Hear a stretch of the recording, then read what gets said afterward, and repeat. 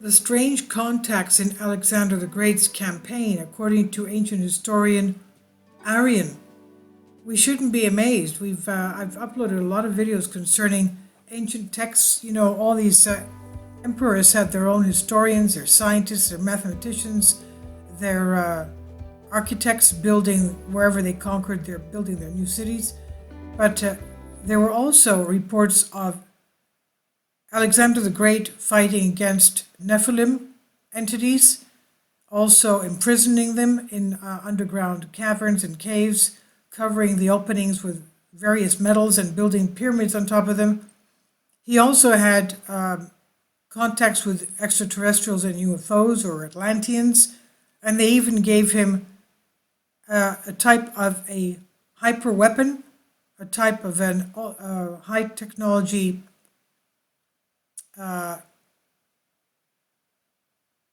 energy source. Some think it was some kind of a nuclear type of a device, and others don't know what it was. Supposedly it was given to him by an Hyperborean Atlantean, and this was basically known as the lightning rod of Zeus. A copy of it is found at a Buddhist monastery in Nepal, and it's there even today. And this is the copy of it. Now, we don't know where the original is. Supposedly it's been hidden by Alexander's generals.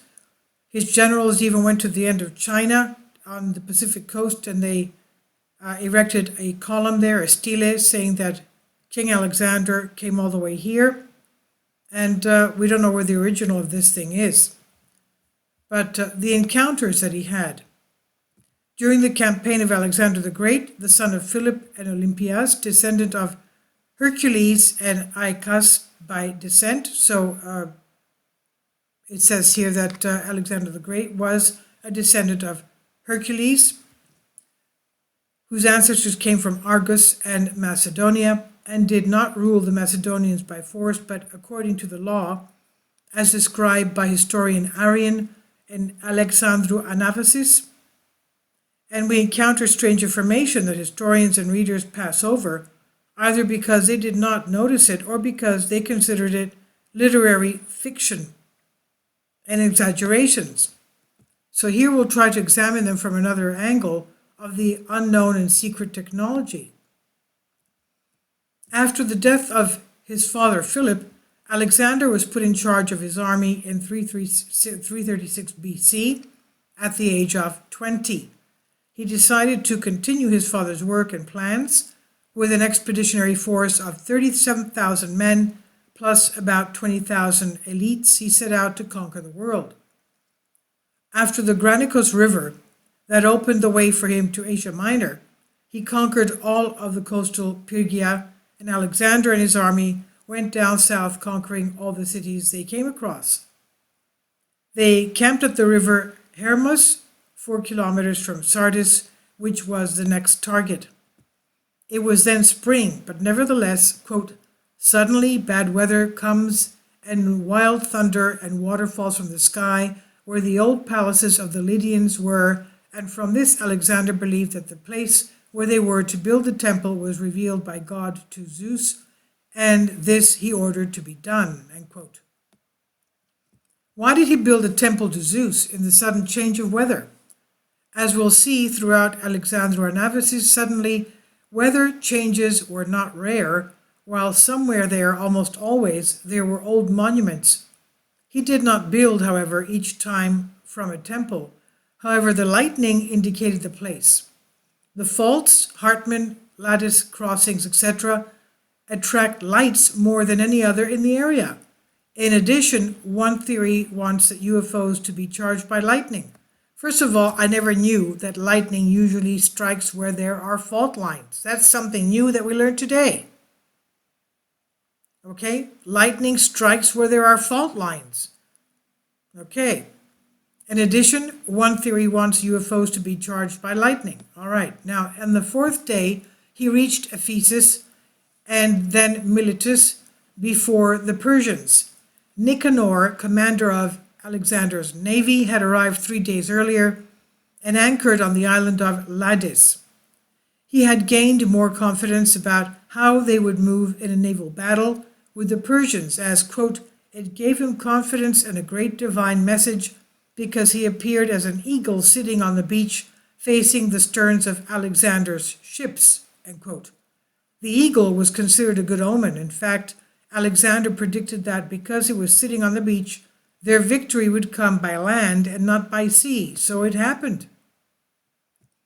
Possibly the victory was due to some correct strategic intuition of Alexander. However, it was worth remembering that the eagle is the attribute of Zeus, for whom a little while ago, as we have seen, Alexander built a temple. Coincidence? We can, however, assume that Nicanor saw a UFO, then called an eagle, which apparently gave them strategic information on how to proceed. Amazing. Let's see what's next. Immediately after Miletus, he camped at Halicarnassos because he learned that a large force of barbarians and mercenaries was gathering there. He wasted no time and began to siege the city. So during a break in the siege and while Alexander was resting, quote, one of the swallows splashed around and onto the bed each time in a different place and licked with more noise than usual, end quote, until Alexander woke up. The soothsayer Telmesius said that it means an open plot against him by friends, quote, because the swallow and companion bird is a man's and chattering more or another bird, end quote. Of all this, Alexander informed Parmenion verbally and not in letters, quote, because he thought that he ought not to write openly about any such thing, end quote. If it was just a swallow, there probably was not any reason for him to take such precautions. But the swallow is chatty and friendly. It is dedicated to Isis and Venus. Possibly it was a tiny UFO they called a swallow that apparently carried some message for his minions. Proceeding by sea from Fasilida to Pergi, this place is not passable when southerly winds blow. That is, they would have a significant problem in terms of the argument to pass. In spite of this fact, he leads his people from there, when without any previous, at least obvious cause, quote, from strong southerly winds, northerly winds blew there, not without the help of the uncle, as they themselves explained at the time, made the passage easy and quick, end quote. Notice that while there was blowing southerly winds, the wind suddenly changed to northerly, and it becomes clear from the description of the text that Alexander knew this information. But how did he know the winds would change once he got there? The text does not tell us that they waited for the winds to change.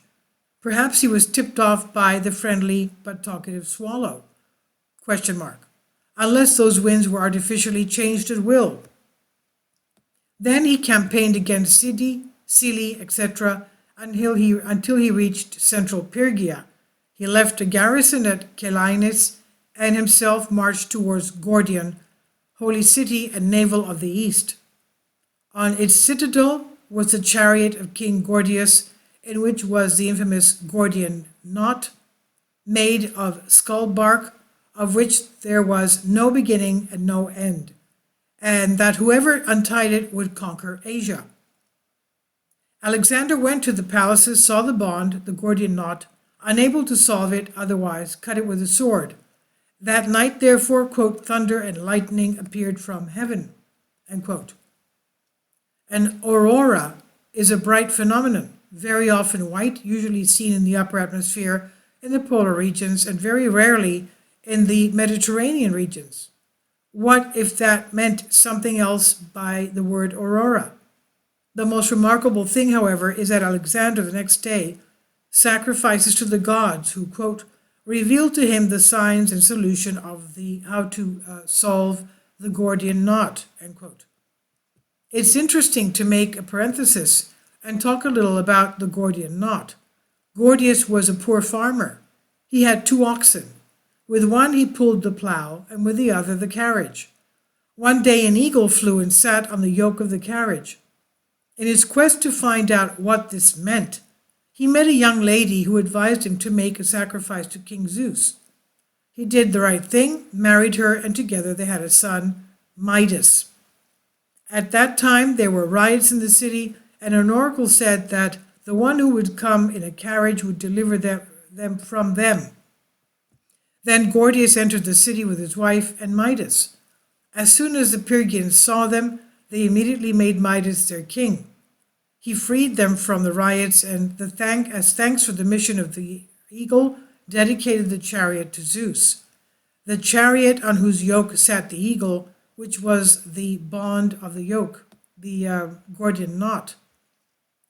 If we consider the theory that Zeus drove a flying chariot that was powered by the electric charges of lightning, combined with the previous and following, some conclusions are inescapable.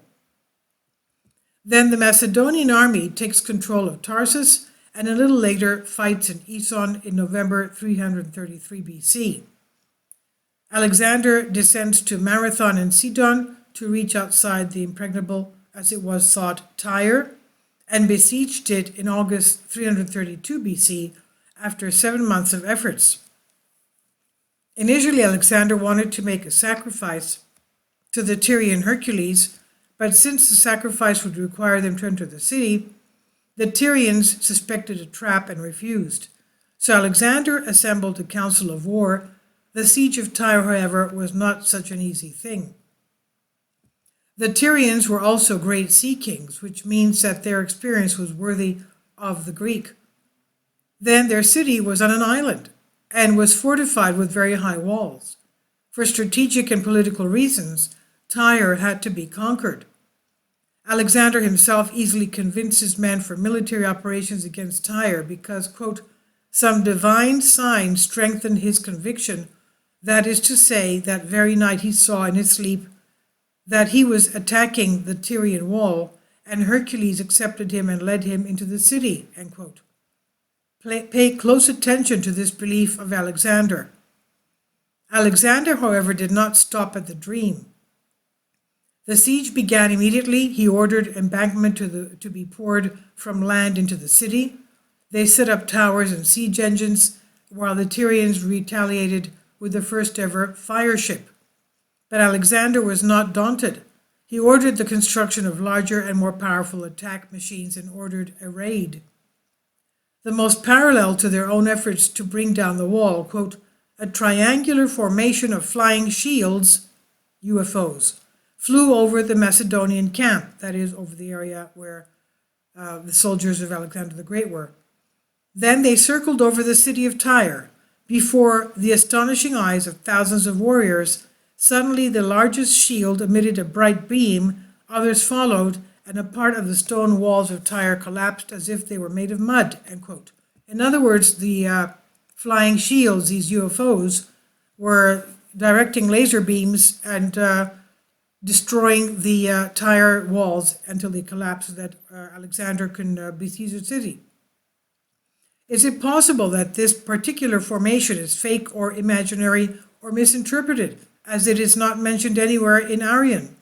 However, in 1458 painting in the National Library of France shows Macedonians looking at a flying chariot. But the Macedonians also succeeded in demolishing a large part of the wall, in some other part of it, and after towers and bastions were captured, Alexander advanced through the ramparts in the direction of the palaces and finally made a sacrifice to Tyreus Hercules for his victory and organized naked matches and torchlight processions. As we see, the triangular formation of flying shields, quote unquote, refers to modern UFO descriptions. We could certainly give many interpretations, perhaps hasty ones, whatever those flying shields were. They were definitely not UFOs, but known, identified flying objects, at least to Alexander. Alexander knew that they would be helping him.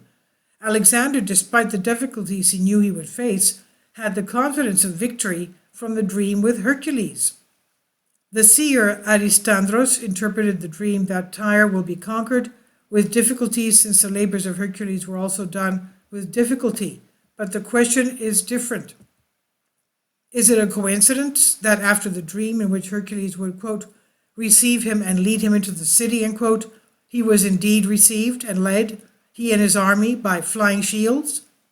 Unless it was not a dream, but somehow Alexander agreed to his reception.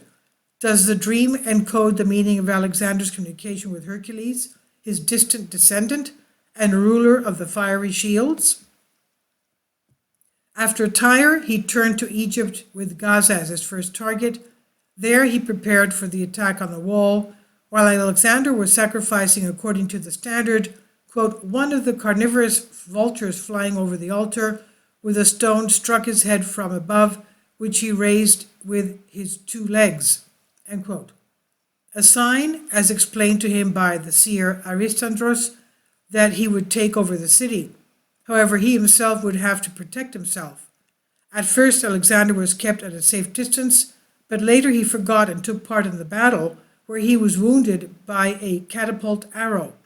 He immediately remembered the divination and rejoiced, for it meant that he would take over the city, which he did. Note that some stones also give healing properties, such as, for example, a snake bite, but the main thing is that some of the stones can make you hear from the gods at the time of prayer. This is very important for this particular passage. The vulture carries some hidden message to Alexander from Zeus or Hercules, which Aristander deciphers.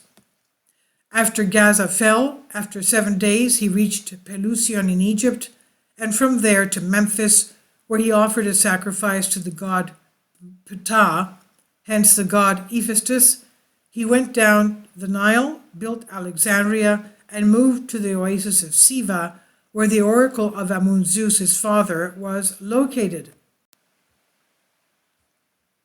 To get there, one had to cross the desert, which we should note had neither water, nor tree, nor hill, nor anything else characteristic and distinctive.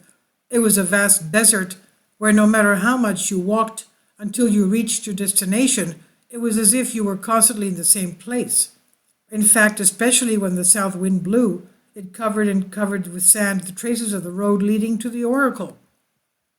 In these conditions, the army lost its way. Fortunately, however, quote, 2 dragons advanced in front of the army after uttering a cry, and Alexander ordered the guides to follow them who believed in the divine sign, end quote.